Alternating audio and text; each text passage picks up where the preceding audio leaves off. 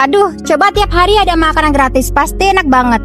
Gak perlu bekal lagi, kita bisa makan yang enak tiap hari. Tapi bener gak sih? Itu ada program makan gratis dari pemerintah. Iya betul, itu yang lagi rame banget kok Is. Namanya makanan bergizi gratis atau yang biasa kita sebut dengan MBG. Seingat aku, program ini nih bisa ngeluarin 71 triliun untuk tahap awalnya. Kalau udah bisa penuh, bisa sampai 400 triliun loh. Itu besar banget ya. Bahkan itu hampir 1/5 dari belanja nasional. Wah, banyak banget 400 triliun itu sih bisa bikin aku jadi miliarder. Tapi ingat, itu kan uang rakyat, harus kembali ke rakyat juga.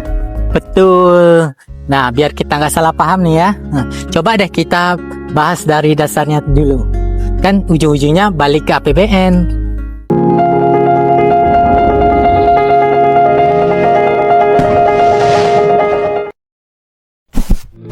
APBN atau Anggaran Pendapatan dan Belanja Negara merupakan rencana keuangan tahunan pemerintah pusat yang ditetapkan dengan undang-undang dan disetujui oleh DPR.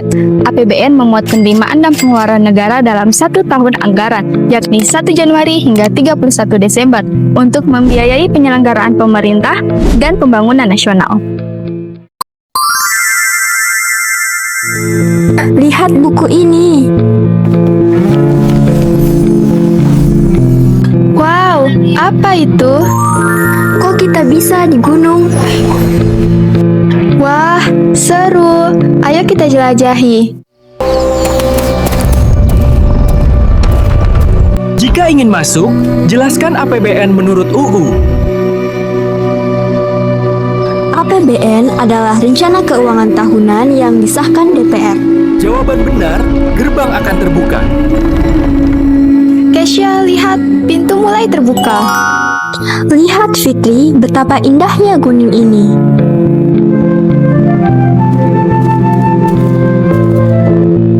Fitri, seperti gunung ini punya sumber air, negara juga punya sumber pendapatan. Pendapatan itu dari mana saja?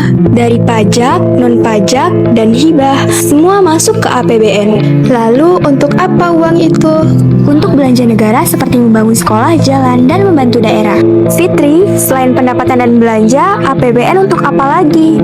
APBN punya 6 fungsi penting loh. Oh iya, ada otorisasi, perencanaan, pengawasan, alokasi, distribusi, Dan stabilisasi. Wah, banyak sekali ya fungsinya. Iya Fitri, ruang lingkupnya mencakup semua penerimaan dan pengeluaran negara.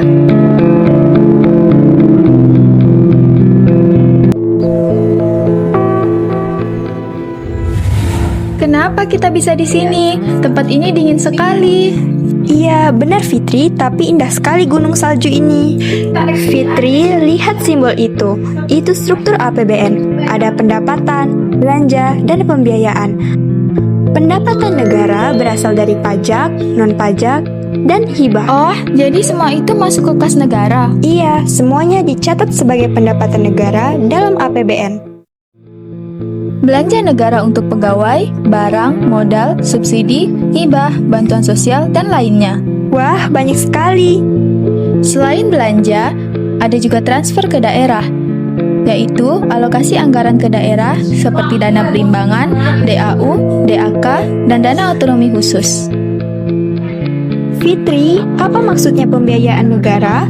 Pembiayaan itu penerimaan dari pinjaman, obligasi, atau penjualan aset. Oh, jadi pembiayaan membantu menutup kekurangan anggaran ya? Betul, juga ada pengeluaran untuk cicilan, utang, atau investasi.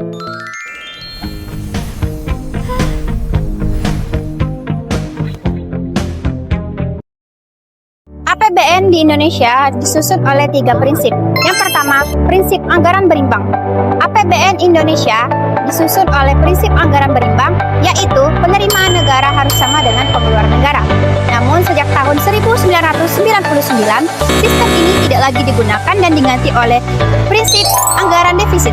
Dalam anggaran defisit, jika pengeluaran lebih besar daripada penerimaan, maka selisih tersebut akan dicatat sebagai pembiayaan, baik itu dari dalam negeri maupun luar negeri. Pinjaman luar negeri tidak lagi dicatat sebagai penerimaan negara, melainkan sebagai sumber pembiayaan. Prinsip anggaran dinamis. Prinsip ini menekankan bahwa anggaran harus mampu mendorong pembangunan dan meningkatkan tabungan pemerintah dari waktu ke waktu. Anggaran disebut dinamis absolut apabila tabungan pemerintah terus meningkat setiap tahun. Sedangkan dinamis relatif, persentase kenaikan tabungan pemerintah terus bertambah ataupun persentase ketergantungan terhadap pinjaman luar negeri semakin berkurang. Dengan demikian, prinsip ini mendorong pembangunan dapat lebih banyak dibiayai dari kemampuan dalam negeri dan semakin mandiri. Prinsip anggaran fungsional. Prinsip ini mengatur bahwa bantuan atau pinjaman luar negeri hanya digunakan untuk membiayai belanja pembangunan, bukan untuk belanja rutin negara. Hal ini sesuai dengan asas bahwa bantuan luar negeri hanya bersifat pelengkap dalam pembiayaan pembangunan. Semakin kecil kontribusi pinjaman luar negeri terhadap anggaran pembangunan, maka semakin besar fungsionalitas anggaran dalam mendorong kemandirian ekonomi dan pembangunan nasional.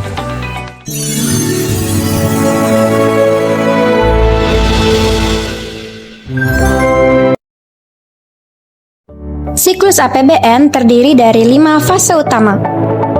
Fase pertama dimulai dari penyusunan anggaran negara.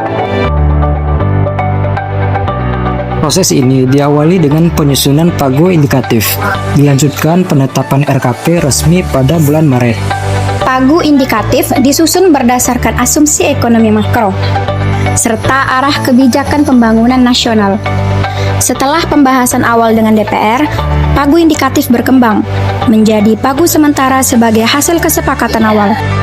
Pada bulan Agustus, Presiden menyampaikan nota keuangan serta RAPBN dalam pidato kenegaraan di DPR. Hasil pembahasan RAPBN dengan DPR menghasilkan pagu definitif. Pagu ini dasar penyusunan UU APBN tahun berikutnya. Fase kedua yaitu Legislative Enactment atau penetapan anggaran. RAPBN dibahas dan disetujui DPR dalam 2 tingkatan. Tingkat pertama adalah rapat komisi, rapat panitia anggaran, dan rapat gabungan komisi. Tingkat kedua adalah rapat paripurna untuk pengambilan keputusan. Sesuai ketentuan, RUU APBN harus disahkan menjadi UU APBN paling lambat akhir Oktober pada tahun sebelumnya. Setelah itu, kementerian atau lembaga wajib menyusun RKAKL yang dituangkan dalam daftar isian pelaksanaan anggaran atau DIPA. Dokumen DIPA harus disahkan Kementerian Keuangan paling lambat 31 Desember pada tahun sebelumnya, agar dapat digunakan sebagai dasar pelaksanaan anggaran pada tahun berikutnya. Fase ketiga yaitu Budget Execution atau pelaksanaan anggaran. Tahap ini berlangsung 1 Januari hingga 31 Desember pada tahun yang telah ditetapkan sebelumnya. Setelah UU APBN berlaku, kementerian atau lembaga melaksanakan program dan kegiatan dijalankan berdasarkan DIPA yang telah disahkan. Pelaksanaan APBN mencakup penerimaan negara, belanja, serta pembiayaan. Harus dijalankan tertib, efisien, efektif, transparan, dan akuntabel.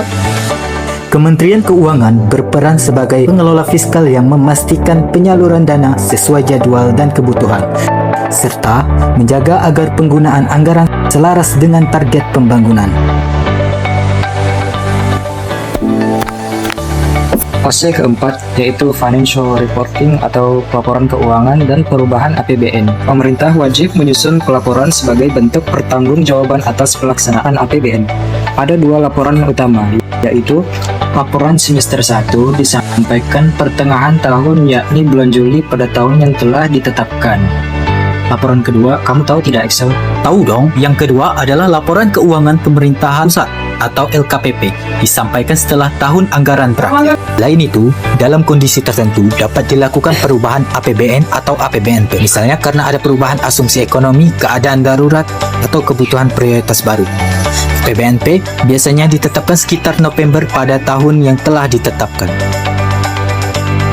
Fase kelima yaitu auditing atau pemeriksaan dan pertanggungjawaban. Pada tahap ini, LKPP yang telah disusun pemerintah diaudit oleh Badan Pemeriksaan Keuangan. Audit ini bertujuan menilai kesesuaian antara realisasi anggaran dengan ketentuan dalam UU APBN. Proses audit dilaksanakan sekitar bulan Juli, yakni 1 tahun setelah ditetapkan. Dan hasilnya disampaikan kepada DPR sebagai dasar pembahasan UU Pertanggungjawaban APBN. Dengan demikian, tahap ini menjadi penutup siklus APBN, sekaligus memastikan akuntabilitas dan transparansi pengelolaan keuangan negara. Prinsip-prinsip dalam penyusunan APBN. Prinsip-prinsip ini terbagi jadi dua aspek, yaitu aspek pendapatan dan aspek pengeluaran. Nah, dalam aspek pendapatan, penyusunan APBN terbagi menjadi tiga, yaitu intensifikasi penerimaan anggaran dalam meningkatkan jumlah kecepatan penyetoran. Yang kedua, intensifikasi pemungutan dalam penerimaan piutang negara. Yang ketiga, penuntutan denda atas kerugian yang diderita oleh negara. Selanjutnya, berdasarkan aspek pengeluaran. Yang pertama, hemat, efisien, dan sesuai dengan kebutuhan. Yang kedua, terarah, terkendali, dan sesuai dengan rencana dan program. Yang ketiga, semaksimal mungkin menggunakan hasil dari produksi dalam negara dan mempertimbangkan potensi nasional negara. Penyusunan APBN didasarkan atas 3 kategori. Yang pertama, kemandirian. APBN harus disusun dengan mengutamakan keuangan dalam negeri, terutama dari sektor pajak maupun penerimaan negara bukan pajak. Hal ini mencerminkan upaya untuk mengurangi ketergantungan pada utang luar negeri, sehingga kebijakan fiskal tetap terjaga. Yang kedua, penghematan atau peningkatan efisiensi dan produktivitas. Dalam penyusunan APBN, alokasi anggaran harus dilakukan secara cermat, dengan prinsip hemat, tidak boros, dan berorientasi pada hasil. Setiap anggaran harus digunakan untuk mendorong produktivitas dan bermanfaat bagi masyarakat. Yang ketiga, penajaman prioritas pembangunan. Dalam penyusunan APBN harus berfokus pada program-program prioritas nasional yang telah ditetapkan dalam rencana pembangunan jangka menengah maupun panjang. Prioritas ini diarahkan pada sektor-sektor yang memberikan dampak yang luas seperti pada pendidikan, kesehatan, infrastruktur, dan perlindungan sosial. Dalam hal ini, APBN menitik beratkan asas-asas dan ketentuan dalam Undang-Undang 1945, Undang-Undang tentang Keuangan Negara, sehingga pengelolaan anggaran sesuai dengan hukum.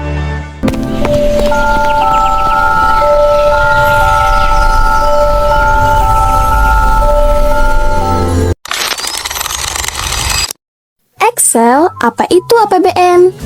APBN itu Rencana Keuangan Negara. Pendapatan negara 3.005,1 triliun. Dari pajak dan PNBP ya.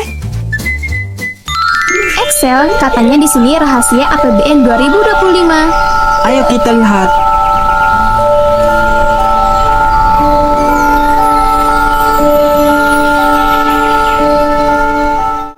Wow, ini sumber energi pendapatan negara. Pendapatan ini membuat negeri kita kuat. Belanja pusat ini untuk kebutuhan seluruh negeri. Dan aliran ke daerah membantu pembangunan bersama. Pembiayaan ini menutup kekurangan anggaran negara. Ada utang, investasi, dan pinjaman yang diatur. Semua bersatu, inilah gambaran defisit anggaran. APBN menjadi cahaya masa depan negeri kita. APBN adalah instrumen utama untuk mengatur keuangan negara. Berarti fungsinya banyak sekali ya, mulai otorisasi hingga stabilisasi. Struktur APBN terdiri atas pendapatan, belanja, transfer, dan pembiayaan. Semuanya dikelola dalam satu sistem keuangan negara. APBN disusun berdasarkan asas kemandirian, efisiensi, dan prioritas. Prinsipnya anggaran berimbang, dinamis, dan fungsional. APBN 2025 mengalami defisit yang besar. Defisit itu ditutup lewat pembiayaan hutang dan investasi. APBN bukan hanya catatan, tapi alat pembangunan bangsa. Dengan APBN, kesejahteraan rakyat bisa semakin terwujud.